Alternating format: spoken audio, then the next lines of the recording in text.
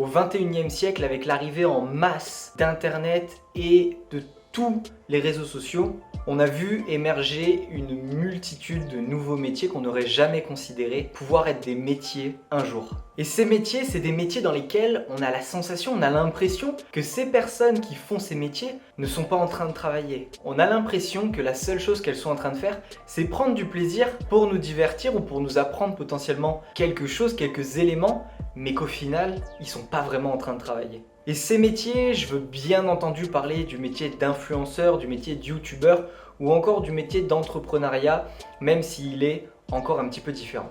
C'est des métiers où en fait on a la sensation que ce sont des métiers qui sont parfaits. Il n'y a aucune contrainte et tout ce que font ces personnes-là les rend heureuses, leur permet de se sentir bien. Et quoi de mieux, honnêtement, qu'un métier dans lequel tu t'amuses en permanence, un métier dans lequel tu t'éclates et tu n'as l'impression qu'il n'y a aucune contrainte, qu'il n'y a rien qui puisse t'empêcher de continuer de travailler et que la seule chose que tu attends avec impatience, c'est le lundi ou le prochain projet que tu vas mener. En bref, tout le monde, je pense, ici, qui m'écoute et qui est suffisamment sensé pour comprendre ça, rêve ou a envie d'un métier dans lequel il n'y a pas de contrainte. Un métier où la seule chose qui est importante, c'est prendre du plaisir. Mais ce qu'on ne nous dit pas, et ça m'amène à une petite question que j'avais envie de vous poser, c'est est-ce qu'il existe sur cette terre un seul, juste un métier dans lequel il n'y a aucune contrainte? Parce que du coup, moi ça m'intéresse. Mais la finalité de tout ça, c'est qu'on nous laisse croire. Et je dis bien on nous laisse croire, on nous fait pas croire. C'est nous qui commençons de croire à ces choses-là et ce ne sont pas ces personnes-là qui nous font croire que leur quotidien d'être influenceur, d'être youtubeur ou entrepreneur, c'est des métiers sans contrainte. C'est nous qui l'interprétons de cette manière-là. On a l'impression que ces personnes-là n'ont pas de patron, n'ont pas besoin de se réveiller à 6h du matin, n'ont pas de problème d'argent, n'ont pas de problème de liberté, peuvent prendre leurs vacances quand elles veulent et peuvent continuer de travailler en vacances. Donc en fait, leur vie serait des vacances. Bref, au final, en quelque sorte, c'est des métiers où il n'y a aucune contrainte. C'est des métiers dans lesquels tout est beau, tout est rose et on vit un petit peu dans le monde des bisounours. Et je pense qu'il n'y a rien de mal à cette idée de vouloir vivre dans un monde de bisounours. Et c'est justement cet idéal que j'ai envie de partager. L'idée qu'on peut être heureux dans son travail. Mais ça m'amène à cette notion qui est plus importante et qui va au-delà du fait de juste considérer le métier comme un métier sans contrainte. Un métier parfait. Et ce principe qui va permettre et qui me permet en fait d'expliquer pourquoi est-ce qu'il y a des métiers qui paraissent parfaits, c'est ce principe du fantasme. Le fantasme autour du travail, c'est un petit peu comme si vous alliez voir un film et qu'on vous disait tu vas voir ce film, il est génial, je l'ai adoré. Le héros principal ne rencontre aucun problème.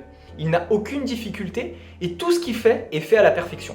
Imaginez qui serait Harry Potter s'il n'avait jamais rencontré toutes les difficultés et les épreuves qu'il a rencontrées pendant sa vie. Imaginez qui serait Captain America s'il n'avait jamais rencontré tous ces problèmes. Imaginez qui serait Spider-Man s'il n'avait jamais rencontré tous ces problèmes.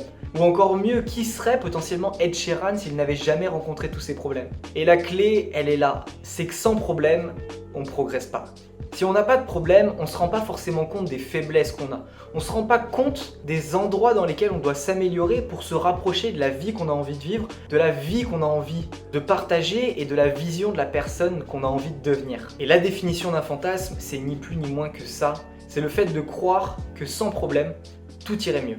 Mais l'idée de cette vidéo, c'est pas de vous faire croire que vous ne pourrez jamais devenir influenceur ou youtubeur ou tout autre métier qui vous inspire, qui vous donne envie et qui vous excite un petit peu quand vous y pensez. Mon message, c'est pas ça, bien au contraire. Mon message, c'est de vous aider et de vous avertir avant de tomber dans le piège du j'ai envie de faire ce métier parce que je pense qu'il n'y a aucune contrainte, mais en fait, je me rends compte que dès que je me lance, il y a des contraintes qui arrivent et j'ai pas envie de les supporter. Donc mon propos, c'est celui-là. Comment ne pas tomber dans le fantasme de l'entrepreneuriat, de l'influenceur, du youtubeur qui n'a aucune contrainte dans sa vie? Comment ne pas tomber dans ce piège, mais plutôt se rapprocher de quelque chose qui fait tellement de sens pour nous qu'on est prêt à en accepter toutes les contraintes. Parce que la vérité derrière tout projet ou toute activité ou tout métier qu'on a envie de faire, c'est qu'il va y avoir des contraintes. Ça, on peut pas l'éviter. Il va y avoir des contraintes, il va y avoir des problèmes et des difficultés. Mais là où ça devient intéressant, c'est dans quelle situation, dans quel contexte on est prêt à endurer ces contraintes, on est prêt à accepter ces problèmes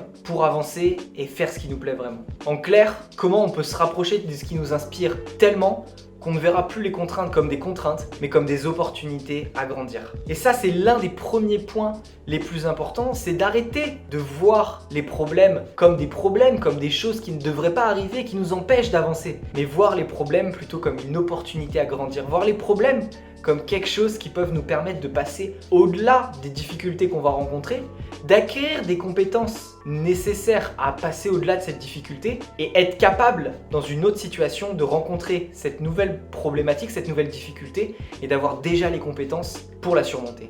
Parce que qu'est-ce que vous préférez? Est-ce que vous préférez vous coucher en ayant eu le sentiment d'avoir progressé dans la journée? Ou est-ce que vous préférez vous coucher en ayant le sentiment de n'avoir progressé nulle part parce que vous ne pouvez pas progresser? Vous êtes déjà le meilleur dans tout ce que vous faites. Pour ma part, je fais du sport pour me rendre compte de mes difficultés, de mes faiblesses, des endroits où je suis moins bon et les améliorer, les développer et le soir me coucher et me dire « Hey, j'ai progressé ». Plutôt que de me dire « Ok, en musculation, je suis déjà très bon, je peux soulever une tonne sans difficulté, je suis capable de faire 100 000 pompes, enfin bref, je peux pas progresser, donc j'ai pas envie de m'y mettre en fait. » Et c'est ça le piège dans les activités dans lesquelles on est déjà excellent, c'est qu'on n'a pas forcément envie de progresser parce qu'on se dit « je peux rien faire de plus ». On n'a pas forcément envie de les faire non plus parce qu'on peut se dire « quoi que je fasse, ça va être parfait ».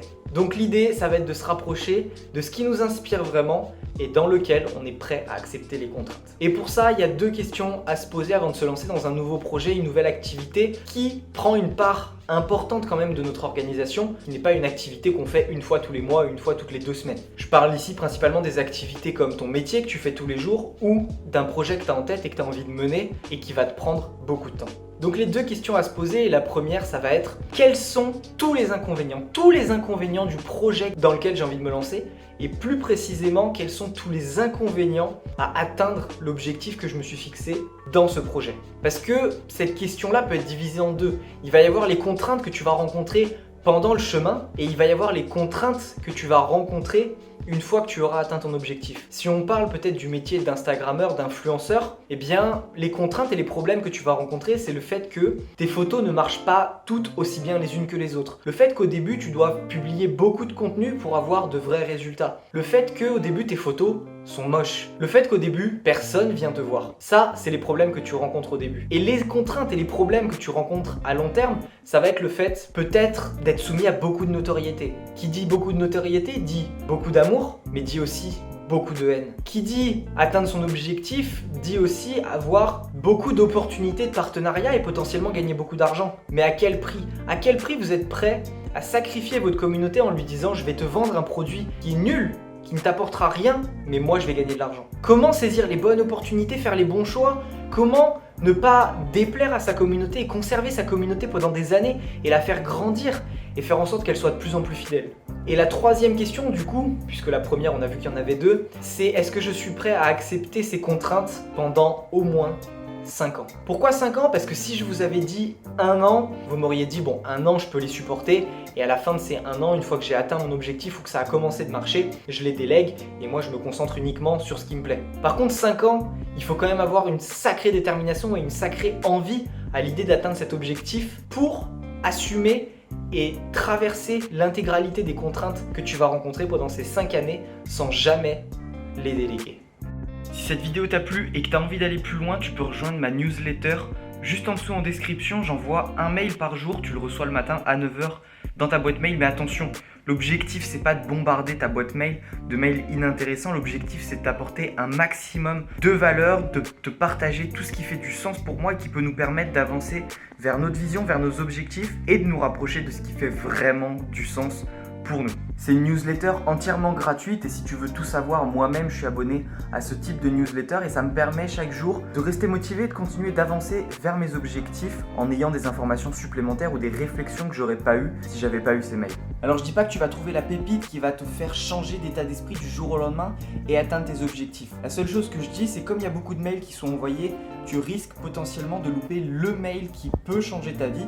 Et quoi qu'il en soit, si vraiment tu te rends compte que ça te plaît pas, tu peux te désinscrire à tout moment et ne plus jamais recevoir aucun de mes mails. Donc si ça t'intéresse de recevoir cette petite formation quotidienne dans ta boîte mail, ça se passe juste en dessous en description Et en plus de ça, si tu veux, on peut échanger ensemble, on peut discuter, je suis ouvert à la discussion, je ne suis pas fermé à mes abonnés. Donc tu peux me partager tes suggestions, ce dont tu as envie de parler et de ce dont tu as envie que je parle. Et ça sera avec grand plaisir que j'échangerai avec toi sur tous ces sujets. Donc si tu as envie de recevoir ça, c'est juste en dessous en description. Et quant à moi, je te dis à très bientôt. Ciao!